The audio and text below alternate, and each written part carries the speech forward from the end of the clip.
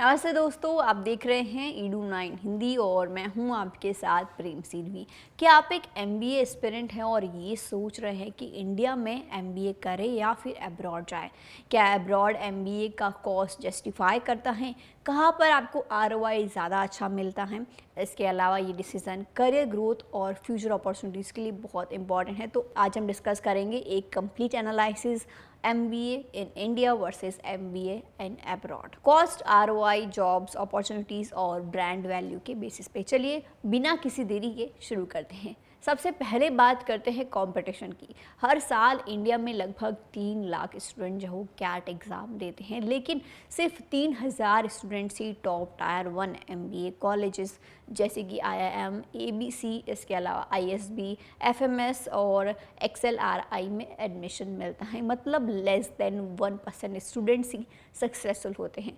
अब अगर आपके पास काफ़ी वर्क एक्सपीरियंस है, मान लीजिए 5 से लेकर 6 इयर्स का या फिर उससे ज़्यादा, तो फिर आपको फॉरेन MBA कंसिडर करना चाहिए, क्योंकि इंटरनेशनली जो है वो स्टैनफोर्ड, हार्वर्ड और वाटॉन, इसके अलावा इनसीड जैसे टॉप MBAs जो है एक्सपीरियंस प्रोफेशनल्स को प्रेफर करते हैं। लेकिन अगर आप फ्रेशर हैं या फिर 1 से 2 साल का आपको वर्क एक्सपीरियंस है, तो इंडिया में आपको MBA के लिए IIM या फिर ISB एक स्ट्रॉन्ग जो है ऑप्शन हो सकता है। दूसरी तरफ अगर आपको अब्रॉड MBA का प्लान बनाना है, तो मास्टर्स इन मैनेजमेंट यानी कि MIM, मास्टर्स इन फाइनेंस यानी कि FM फाइनेंस जैसे कोर्सेज जो है वो अवेलेबल हैं, जो कि कम वर्क एक्सपीरियंस पे भी आपको मिल सकते हैं। अब सबसे बड़ा फैक्टर जो कि इंडियन स्टूडेंट्स के लिए मैटर करता है वो है कॉस्ट और ROI। एक MIM प्रोग्राम जो कि HEC पेरिस जैसे टॉप यूनिवर्सिटी से होता है, उसका ट्यूशन फ़ी होता है अप्रॉक्स 42 लाख रुपीज़, और अगर आप लिविंग एक्सपेंसेस ऐड करें तो ओवरऑल 60 से लेकर 70 लाख तक पहुंच सकती हैं। दूसरी तरफ IIM अहमदाबाद का टोटल कॉस्ट अप्रॉक्स 33 लाख तक होता है, जो कि ट्यूशन फ़ी के साथ हॉस्टल, फूड और अदर एक्सपेंसेस कवर करता है। मतलब कॉस्ट के बेसिस पर जो है देखा जाए तो इंडिया में MBA करना हाफ प्राइस पर आता है।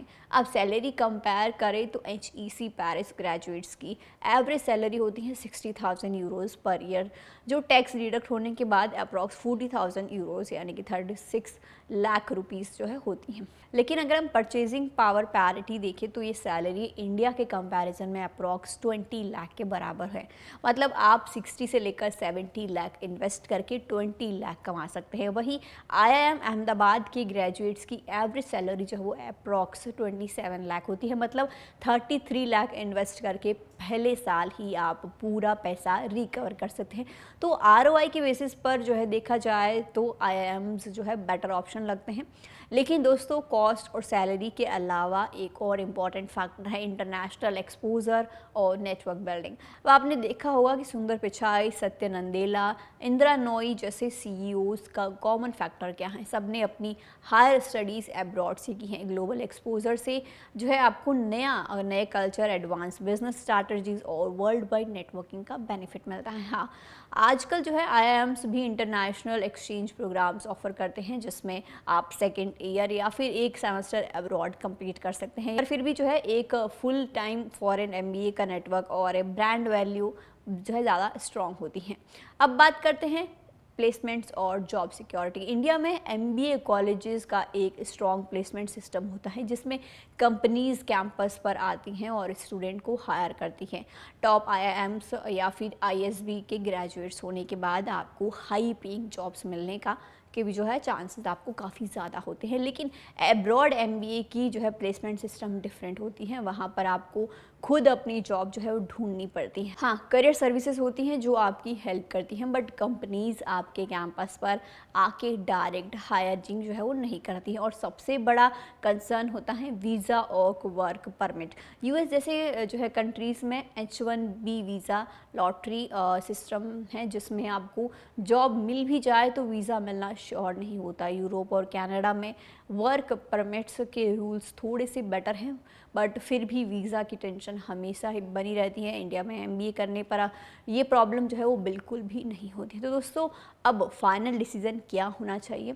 अगर आपको गोल सिर्फ आपका गोल जो है वो सिर्फ करियर ग्रोथ और हाई आरओआई है तो आप जो है 5 से 7 आईआईएम्स और आईएसबी बेस्ट ऑप्शंस हैं। इसके अलावा इसमें कम इन्वेस्टमेंट, हाई रिटर्न और जॉब सिक्योरिटी भी मिलती हैं। लेकिन अगर आपको इंटरनेशनल एक्सपोजर चाहिए, अब्रॉड सेटल होना है या फिर किसी पर्टिकुलर ग्लोबल कंपनी में काम करना है तो फिर फॉरेन एमबीए या फिर एमआईएम कंसिडर करना चाहिए। मेरी एडवाइस ये रहेगी कि कैट और जीमेट दोनों एग्ज़ाम्स के लिए प्रिपेयर करिए। एक तरफ से ऑप्शन बंद मत करिए, क्योंकि अगर कैट अच्छा ना जाए तो आपके पास जीमेट का बैकअप जो है वो होना चाहिए। अगर आपको ये एनालिसिस इन्फॉर्मेटिव लगी हो तो वीडियो को लाइक कीजिए, शेयर कीजिए अपने दोस्तों के साथ और edu9 हिंदी को सब्सक्राइब करना ना भूलिए। मिलते हैं अगली वीडियो में। धन्यवाद।